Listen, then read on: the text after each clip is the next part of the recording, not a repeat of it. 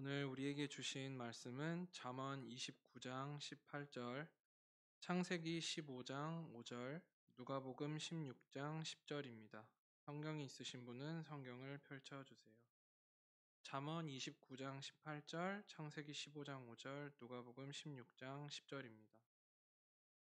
묵시가 없으면 백성이 방자히 행하거니와 율법을 지키는 자는 복이 있느니라. Where there is no revelation, people cast off restraint, but blessed is the one who hears wisdom's instruction. 그를 이끌고 밖으로 나가 이르시되 하늘을 우러러 뭇 별을 셀 수 있나 보라. 또 그에게 이르시되 내 자손이 이와 같으리라. He took him outside and said, Look up at the sky and count the stars. If indeed you can count them, then he said to him, So shall your offspring be.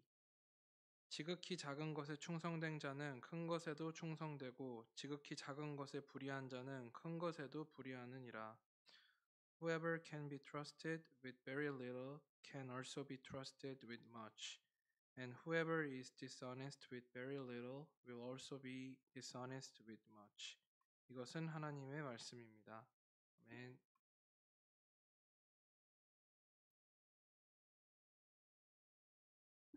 잠시 기도하겠습니다. 은혜의 하나님, 이 거룩한 사순절의 기간에 우리를 함께 모아주시고 주님의 말씀을 나누게 하심에 감사드립니다. 주님께서 우리 각자에게 주어주신 꿈과 비전을 기억하며 그 뜻을 이루어 나가기를 원합니다. 이 시간 주님의 성령님께서 이 가운데 함께 하시어 우리의 마음을 열어주시고 말씀을 통해 주님의 뜻을 깨닫게 하옵소서. 우리의 생각과 마음이 주님의 진리로 세워지며 그 꿈을 향해 믿음으로 나아갈 수 있도록 인도하여 주시옵소서. 부족한 종 전하는 말씀이 오직 주님의 영광을 드러내며 듣는 모든 이들의 마음에 주님의 사랑과 소망이 심겨지게 하옵소서. 이 시간을 통해 주님께서 홀로 영광 받으시기를 간절히 소망하며 예수 그리스도의 이름으로 기도드립니다. 아멘. 할렐루야. 할렐루야. 오늘은 하나님의 묵시를 보는 자가 내일을 바꾼다는 제목으로 하나님의 말씀을 전하겠습니다. 한 번쯤 이런 생각을 해보신 적이 있으신지요? 지금 내가 꾸고 있는 이 꿈, 진짜 내 꿈일까? 아니면 부모님이 심어준 꿈, 아니면 사회가 강요한 목표, 아니면 그냥 SNS에서 멋져 보여서 따라 해본 환상일까요? 요즘 세대들은 많은 질문을 갖고 있는 세대입니다. 그리고 이 질문의 깊이는 생각보다 진지합니다. 왜 살아야 하는지, 나는 누구인지, 진짜 중요한 게 뭐야 하면서 생각하고 있다고 합니다. 이 시대의 청년들은 그리고 다음 세대는 화려한 이미지 속에서 방향을 잃은 채 불안이라는 이름의 바다를 떠다니고 있습니다. 그 속에서 우리도 문득 스스로를 돌아보게 됩니다. 나는 지금 어디로 가고 있는지, 이제 내가 원하는 길이 무엇일까? 하나님은 나에게 어떤 꿈을 갖고 계실까? 성경은 우리에게 이렇게 분명히 이야기하고 있습니다. 묵시가 없으면 백성이 방자히 행하거니와.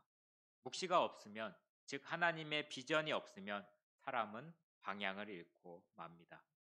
그래서 결국 제 멋대로 흩어지고 무너지고 맙니다. 오늘 우리는 이런 것을 묻고 싶습니다. 당신은 지금 누구의 꿈을 따라가고 있습니까? 당신의 꿈은 어디서 왔습니까? 그 꿈은 하나님의 주신 하늘의 청사진입니까? 하나님은 우리를 단지 성공이라는 것이 아니라 우리 안에 하나님의 꿈을 심고 그 꿈을 통해 열방을 움직이시기를 원하십니다. 이제 우리와 함께 그 하나님의 꿈을 묵상하고 기억해보는 시간이 되기를 소망합니다. 그 꿈은 내 현실보다 크고 내 한계를 넘으며 내 상상을 초월하는 비밀한 길입니다. 그리고 이제 첫 번째 문을 열며 이렇게 질문합니다. 하나님의 꿈은 왜 우리보다 클까? 그 꿈은 어떻게 이 현실을 초월하게 만들까? 이 질문을 생각하면서 첫 번째 핵심으로 돌아가겠습니다.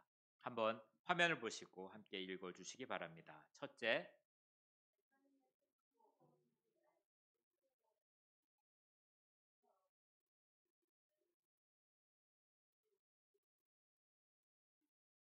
네.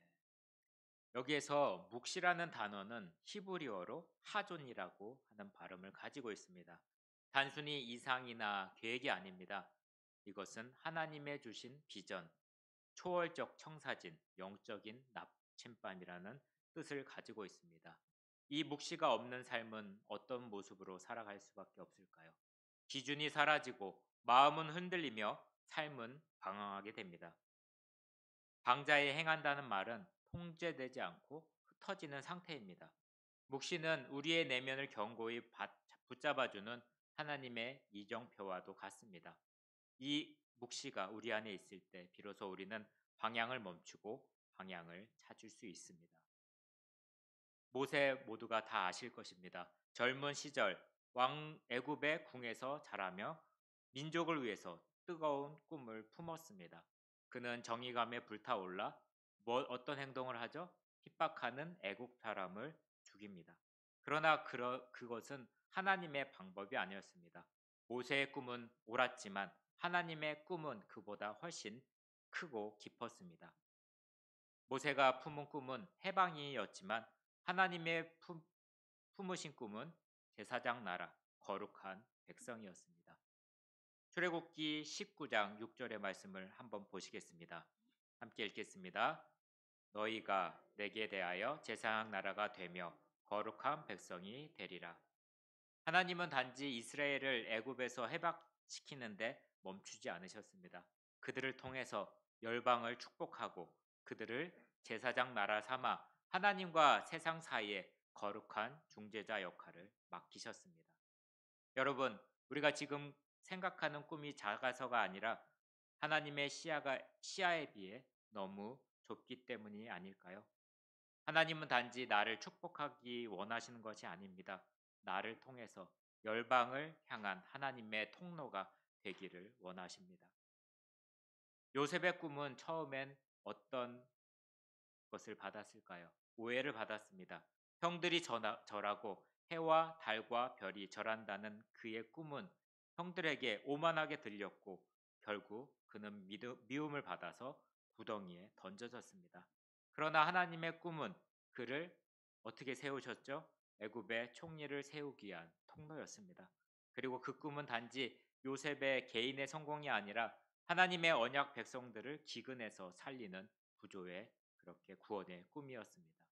신약으로 한번 넘어가 볼까요? 사도 바울은 처음에 율법의 열심으로 교회를 핍박했습니다. 그는 나름 꿈을 가지고 있었습니다.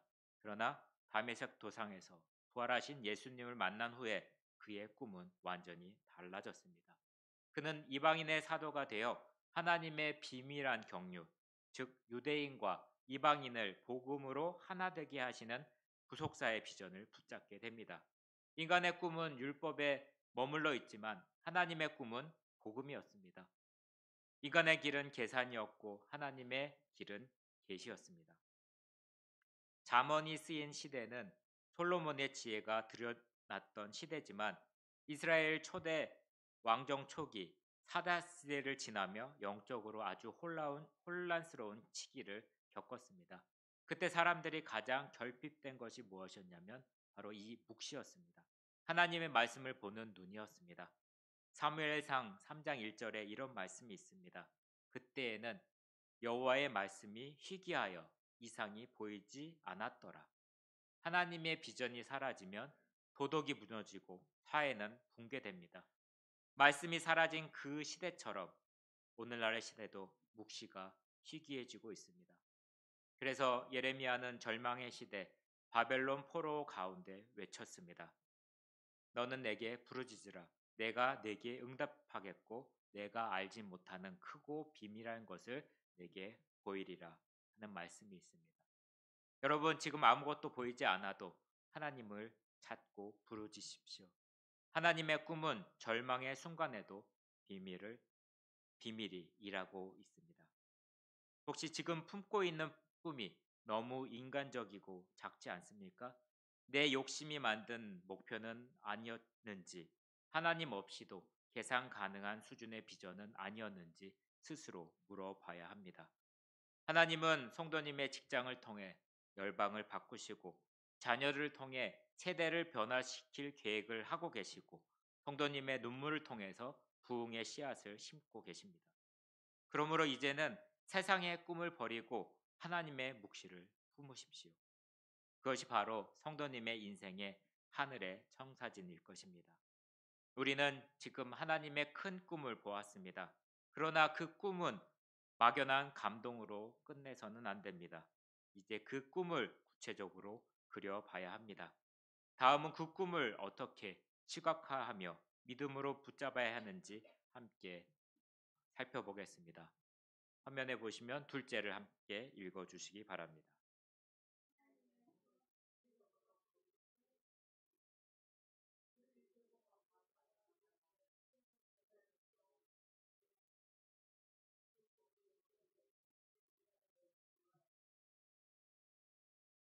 네. 이 말씀을 통해서 하나님은 아브라함을 데리고 장막 밖으로 이끄십니다. 그리고 이렇게 말씀하십니다. 아브라함은 이때 자식이 한 명도 없었습니다. 상속자는 다름 아니라 종이었습니다. 그러나 하나님은 별을 보여주셨습니다. 왜일까요? 하나님은 믿음을 시각하게 하였습니다. 별을 바라볼 때마다 그는 자손을 떠올렸습니다. 밤마다 별을 보며 하나님의 주신 약속을 되새기고 붙잡고 꿈꿨습니다. 믿음의 현실화는 이렇게 시작이 됩니다. 하나님의 꿈을 눈에 그리는 데서부터 시작되는 것입니다. 요셉의 꿈은 어떻습니까? 화면에 보시면 그는 두 번의 꿈을 꾸었습니다. 곡식단이 절하고 해와 별이 절합니다. 상징이 아니라 형상입니다. 그 형체는 마음에 간직하게 되고 노예가 되어도 감옥에 들어가서도 그 형상 그림을 잊지 않았습니다. 그 마음의 형체는 그를 인도하는 등불이 되었고 결국 하나님의 때에 총리의 자리에 이르게 만들었습니다. 예수님은 이렇게 말씀하십니다.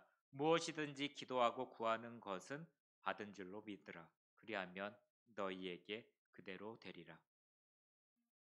받은 줄로 믿으라. 아직 보이지 않아도 이미 받은 줄로 상상하라. 믿음은 현실 이전의 시각화입니다. 4차원의 세계는 생각, 믿음, 꿈, 말로 이루어집니다. 이것은 뇌과학이 아니라 성경이 말한 원리입니다. 말씀이 육신이 되신 예수님은 하나님의 꿈이 사람으로 나타난 사건입니다.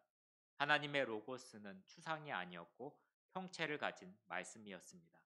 하나님의 꿈은 말씀이고 말씀 곧 현실이 됩니다. 성도님의 꿈도 이 순서를 따라야 합니다. 생각하고 믿고 그리고 말하십시오. 그때 말씀이 육신이 되는 기적이 시작이 됩니다. 성경을 보면 하나님은 먼저 이름을 바꾸어 주십니다. 아브라함은 뭘로 바뀌죠? 아브라함, 열국의 아버지라는 뜻입니다. 사레는 사라로 바뀌면서 여자 주인이라는 뜻이 됩니다. 야곱은 어떻게 되죠? 이스라엘이라고 하면서 그 뜻은 하나님과 겨루어 이긴 자라는 뜻입니다. 시몬은 어떻습니까? 베드로로 바뀌면서 그 뜻은 반석이라는 뜻입니다. 사울과 바울로 했을 때는 작은 자라는 뜻입니다. 이것은 단순히 호칭이 아닙니다. 하나님께서 주시는 꿈의 정의입니다. 하나님 먼저 이름을 통해서 꿈의 정체성을 주십니다. 자신을 부르는 그 이름 속에서 사람은 자신의 미래를 매일 고백하게 됩니다. 정체성이 바뀌면 꿈이 구체화되고 구체화된 꿈은 현실을 이루게 된다는 것입니다. 남미에서 카브레 목사님이 계셨습니다. 그는 사역하는 중에 귀가 없이 태어난 한 아이가 아이를 위해서 안수 기도를 했습니다. 목사님은 기도를 할 때마다 마음에 귀가 생기는 모습을 상상했다고 합니다. 눈에 보이진 않지만 믿음 안에서 그는 이미 귀가 있는 아이처럼 기도했습니다. 처음에는 혹처럼 살점이 돋아났다고 합니다. 그리고 계속 기도하자 그 혹이 부채처럼 펴지며 귀의 형체를 가졌습니다. 믿음은 상상력이 아닙니다. 믿음은 말씀의 기초와 시각화입니다. 성령은 그 그려진 믿음 위에 역사합니다. 지금 여러분은 가슴 속에 어떤 그림을 품고 있습니까? 성도님은 그냥 말로만 하고 있습니까? 아니면 그것을 기록하고 그림으로 그리고 말씀으로 붙잡혀 있습니까? 오늘 돌아가셔서 집에 가셔서 종이에 꼭 적어 보시기 바랍니다. 예를 들어서 이렇게 적어 봤습니다. 나는 하나님께서 이 사업을 통해 이만큼 부흥시키라 믿습니다. 내 자녀는 이 시대를 변화시킬 하나님의 사람입니다. 나는 하나님이 주신 비전으로 200명을 섬길 교회를 이룰 것입니다. 나는 이 아픔 속에서도 치유받아 간증하게 될 것입니다. 그 종이를 침대 머리맡에 자주 보는 화장대 옆에 붙이시기 바랍니다. 그 기도 노트를 붙이시고 매일 읽고 선포하고 기도하시기 바랍니다. 그 말씀은 그렇게 현실이 될 것입니다. 단 하나 조심할 것이 있습니다. 그 꿈이 자기 욕심에서 출발한 것이었다면 하나님의 기름 부으심을 머물지 않을 것입니다. 그러므로 기도하십시오. 그 꿈이 십자가를 통해 통과한 꿈인지 아니면 예수님의 보혈과 겸손 위에 세워진 꿈인지 점검하시기 바랍니다. 욕심의 꿈은 타락하지만 십자가를 통과한 꿈은 반드시 부활하기 때문입니다. 하나님의 꿈은 막연한 감동이 아닙니다. 하나님의 꿈은 구체적으로 그려질 때 믿음이 됩니다. 그리고 그 믿음은 이 세상이라는 공사 현장 위에 하나님의 설계도를 펼치는 영적인 시공자처럼 하나님의 역사를 건축해 나갈 수가 있게 됩니다. 이제 우리는 하나님의 꿈을 구체적으로 그려냈습니다. 그러나 꿈은 말로만 이루어지지 않습니다. 실천 없이 아무리 위대한 꿈도 사라져 버립니다.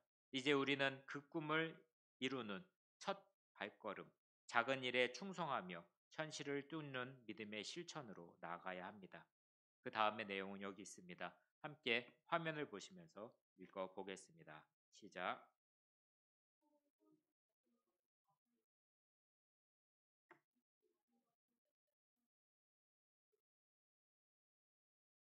아멘. 하나님의 꿈은 고난이라는 인큐베이트 속에서 작은 순종의 실천으로 실현이 됩니다. 우리의 믿음 여정 속에서 우리는 종종 이렇게 이야기합니다. 하나님이 때가 되면 이루어지겠지요. 그 말은 때로 믿음처럼 들리겠지만 사실은 행동을 하지 않기 위한 핑계가 될 수가 있습니다. 하나님의 꿈은 한 번의 대단한 사건으로 이루어지는 것이 아닙니다. 그 꿈은 작은 일상 속의 순종, 사소해 보이는 행동의 연속, 그리고 때로는 아무도 알려주지 않는 고난 속의 인내로 태어납니다. 하나님께서 아브라함에게 나타나셨습니다. 자식도 없는 그에게 말씀합니다. 너의 이름은 이제 아브라함이라 하라. 너는 열국의 아버지가 될 것이다. 99세의 노인이었습니다. 아내는 경수가 끊어졌고 이러한 상황에서 이름을 바꾸는 것은 조롱을 자초한 일이었습니다. 그러나 그는 말씀을 따라서 이름을 바꾸었고 자신을 열국의 아버지라고 부르며 아내는 여주인이라고 불렀습니다. 이것은 믿음이 만든 작은 실천으로 되어집니다. 없는 것을 있는 것처럼 부르라는 하나님의 명령에 그는 자기의 입으로 미래를 고백했습니다. 요셉은 꿈을 꾸고 난 후에 정작 현실은 정반대였습니다. 노예가 되었고 감옥에 있었습니다. 그런데 성경은 요셉에 대해서 이렇게 기록합니다. 그가 보디발 집에서 충성했고 감옥에서도 간수의 신임을 얻었다라고 기록이 되어 있습니다. 그는 가장 비참한 자리에서도 주인 의식을 가졌습니다. 자신을 세워주지도 않아도 요셉은 자기 자리를 하나님의 자리로 여겼습니다. 그것이 바로 하나님의 꿈이 현실이 되는 준비 과정이 되었습니다. 모세는 한때 왕궁의 왕자였습니다. 자신의 힘으로 민족을 구원하려고 했지만 실패하고 도망쳤습니다. 40년 동안 광야에서 양을 쳤습니다. 아무도 그를 기억하지 않았고 모세 자신도 그 꿈을 잊어버렸지 모릅니다.